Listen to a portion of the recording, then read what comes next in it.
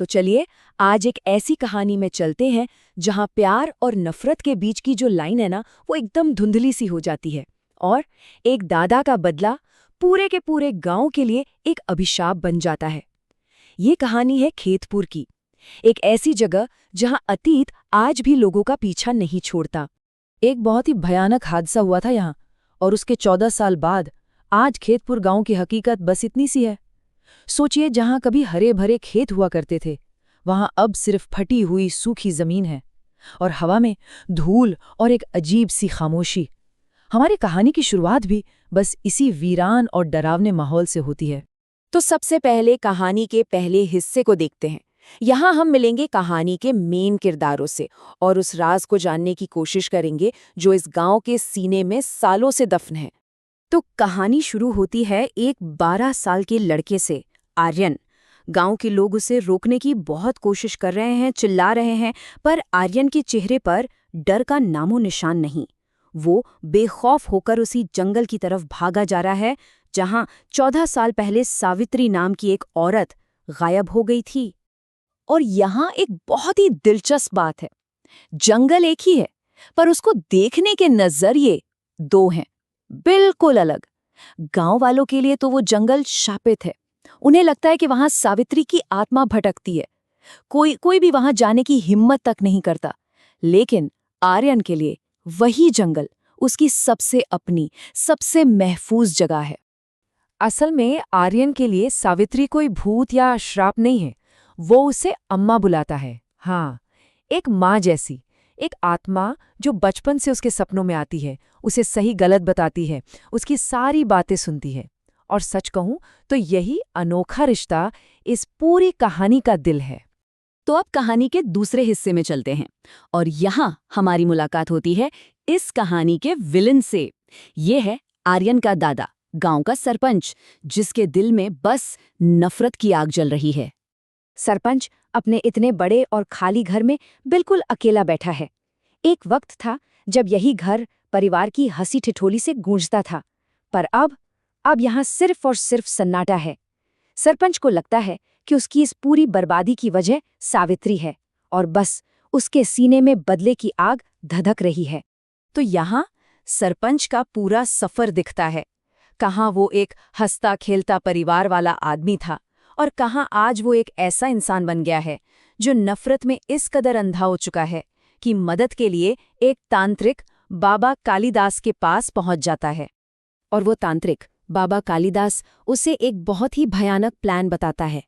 ये कोई मामूली उपाय नहीं है, बल्कि एक खतरनाक तांत्रिक क्रिया है। उसे सावित्री का आमना सामना करना होगा, एक जादुई राख का इस्तेमाल करना होगा और उसे हमेशा हमेशा के लिए खत्म कर देना होगा। और बस इसी पल सरपंच को ये एहसास हो जाता है। तांत्रिक की बातें सुनकर एक पल के लिए तो उसकी रूह कांप जाती है, लेकिन उसकी आंखों में जुनून साफ दिखता है।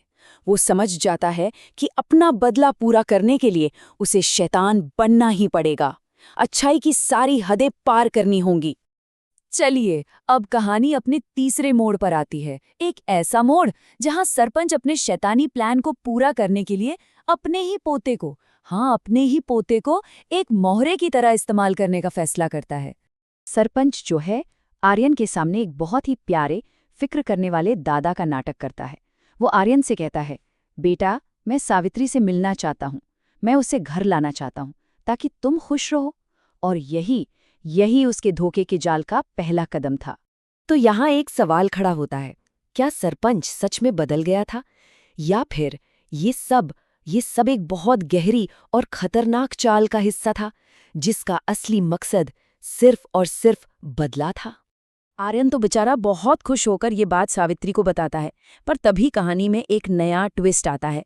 सावित्री मिलने से साफ साफ मना कर देती है और एक ऐसा सच बताती है जो हैरान करने वाला है। वो कहती है कि वो सरपंच को पहले से जानती है और उसकी आज जो भी हालत है उसका जिम्मेदार वही सरपंच है। अब आर्यन बेचारा निराश होकर घर लौटता है और सरपंच अपनी चाल को और पक्का कर लेता है।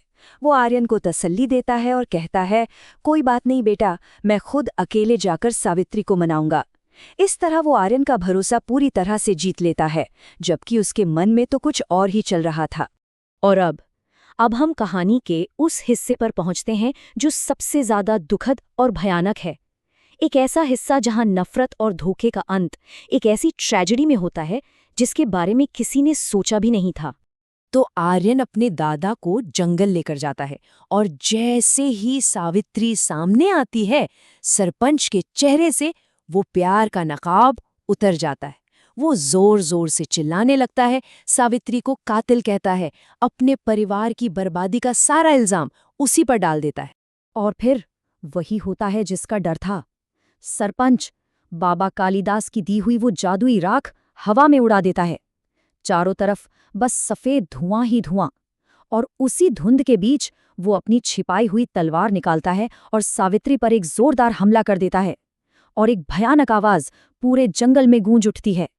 जब धुआं हटता है ना, तो जो सच सामने आता है वो दिल दहला देने वाला है।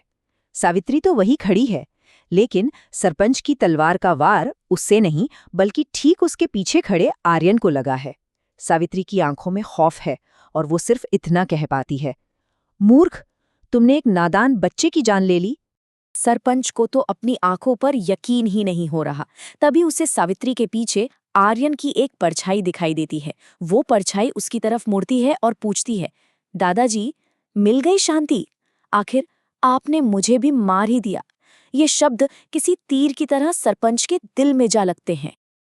अब जाकर सरपंच को एहसास होता है कि बदले की इस आग में उसने अपने ही खानदान का आखिरी चिराग अपने हाथों से बुझा दिया है। वो अपनी इस कर्मों की मूर्खता के बोझ के साथ जी नहीं पाता और उसी तलवार से अपनी भी जान ले लेता है।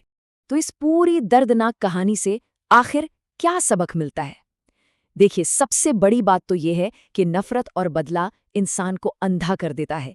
इतना अंधा कि वो आखिर में अपना ही सबसे बड़ा नुकसान कर बैठता है।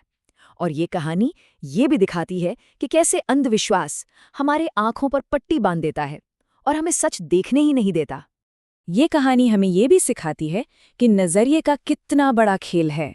जो एक के लिए श्राप है, वो दूसरे के लिए वरदान हो सकता है। पर जब हम चीजों को सिर्फ एक ही नजरिए से देखते हैं, तो गलतफहमियों और अंधविश्वास का शिकार हो जाते हैं। ये बात वाकई सोचने वाली है ना?